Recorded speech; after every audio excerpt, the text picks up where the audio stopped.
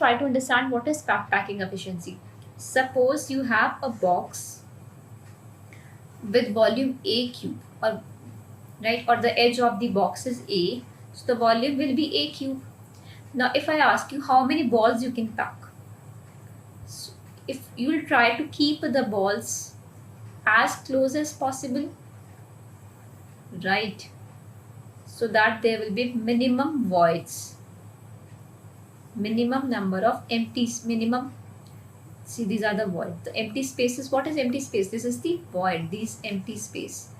This empty space is nothing but it is actually void.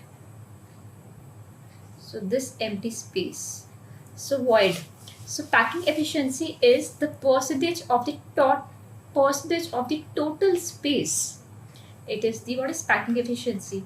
It is the percentage of the total space occupied, percentage of the total space occupied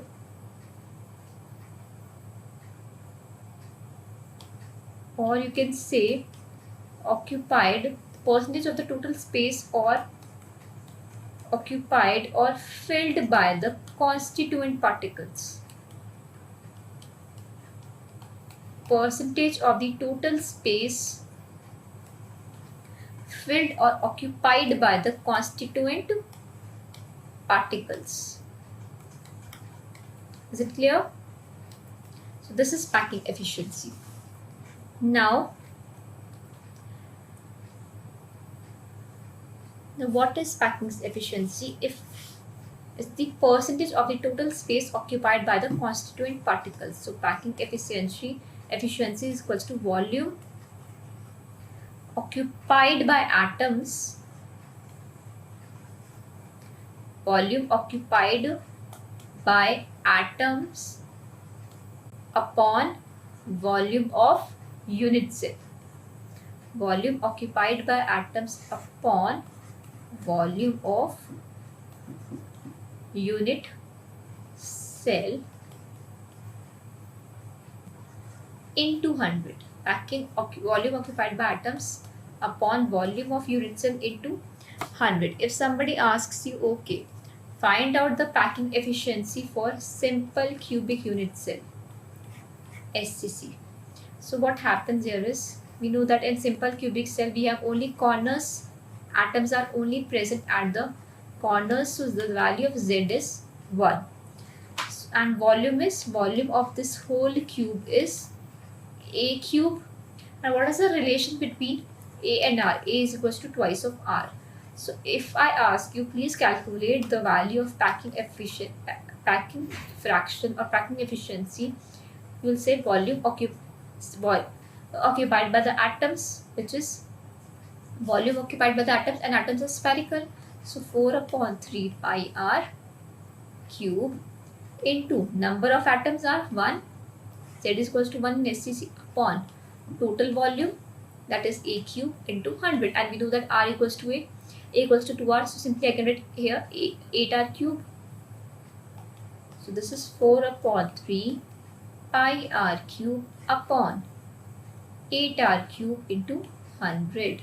So on solving this, you will get 52.6%. So if somebody asks you, okay, tell me the void percentage in case of SCC, that is simple cubic cell.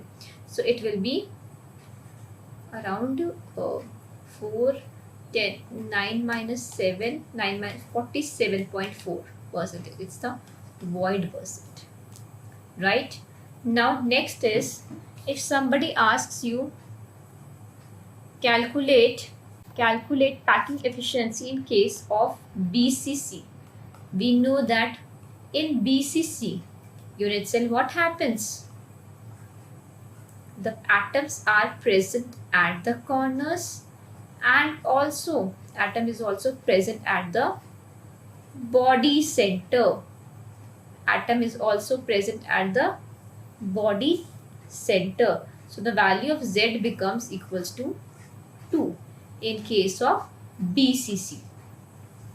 So the packing efficiency becomes Z, that is 2 into 4 upon 3 pi r cube, which is the volume occupied by. Once you solve all this, you'll get 68% is the packing efficiency in case of BCC, which is higher as compared to SCC. So if somebody asks you, tell me the void percentage, simply subtract it from 100.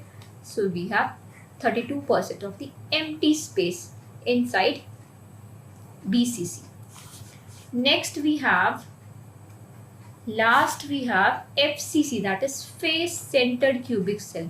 Now in face centered, we know that the atoms are not just present at the corners, but they are also present on the faces, right? They are also present on the faces, like 1, 2, 3, 4, 5, 6.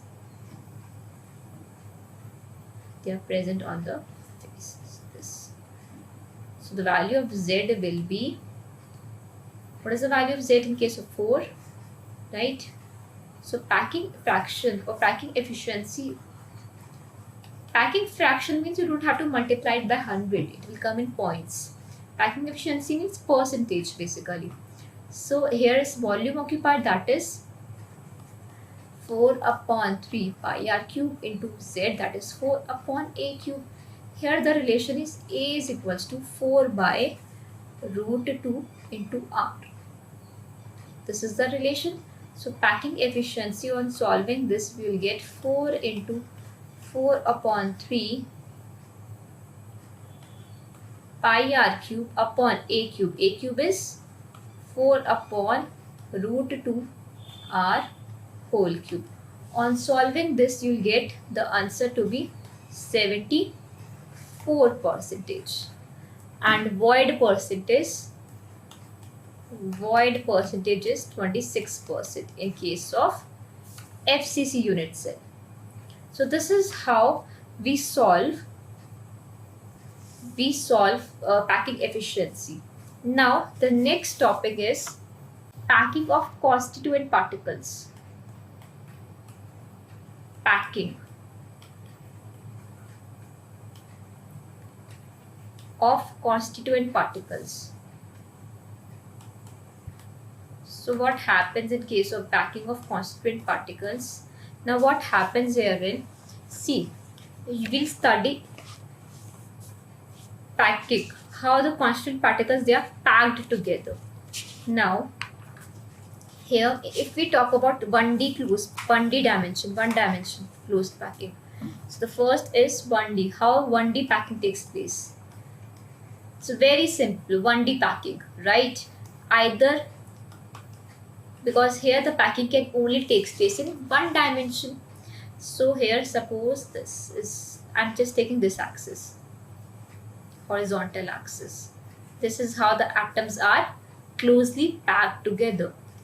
Atoms can be like this, horizontally packed, vertically y-axis, even on z-axis. So you can take any of the axes, and if I want to find out the coordination number at any point, suppose I want to find out the coordination number of this atom, it is directly attached to two atoms, so it has a coordination number is equals to 2. So what is coordination number? Coordination number is the number of the nearest neighbors, right? Or number of nearest neighbors. This is the coordination number.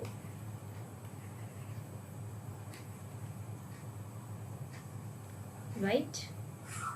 I hope this much is clear. Now next we have 2D packing. Now what happens in case of 2D packing is, 2D packing is divided into two parts, that is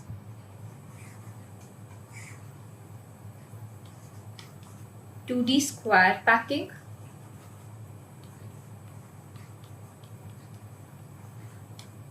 and 2D hexagonal packing.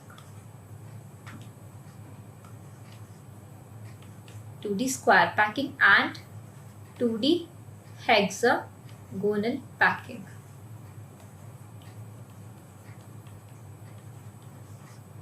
Now what happens in 2D square packing is, suppose the atoms are arranged like the first layer is arranged like this, and suppose I call it layer A, and just below this a similar layer, A type of packing. Just below this a similar layer of molecules is present. We call it A type of packing. Right? A similar layer is present. This is 2D square packing.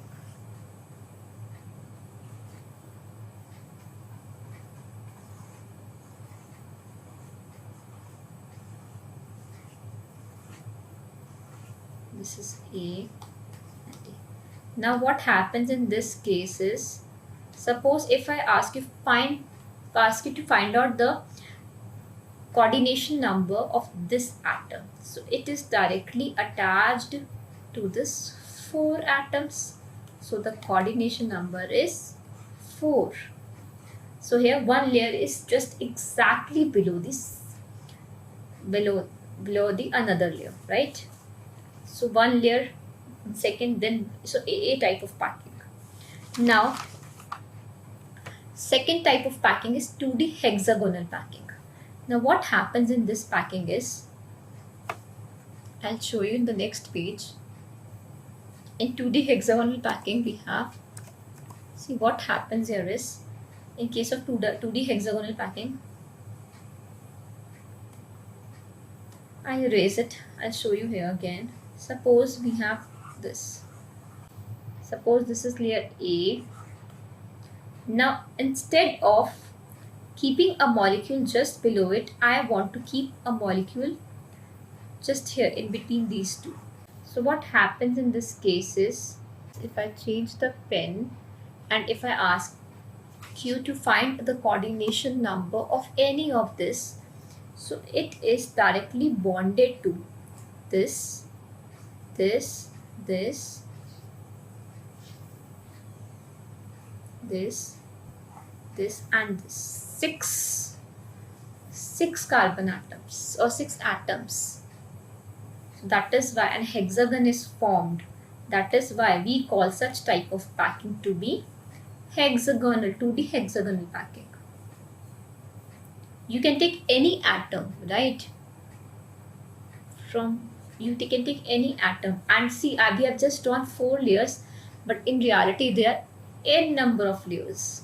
So this type of packing is AB packing, and the coordination number is 6 because a hexagonal is formed and the central atom is actually surrounded by 6 more atoms. I hope this much is clear to you.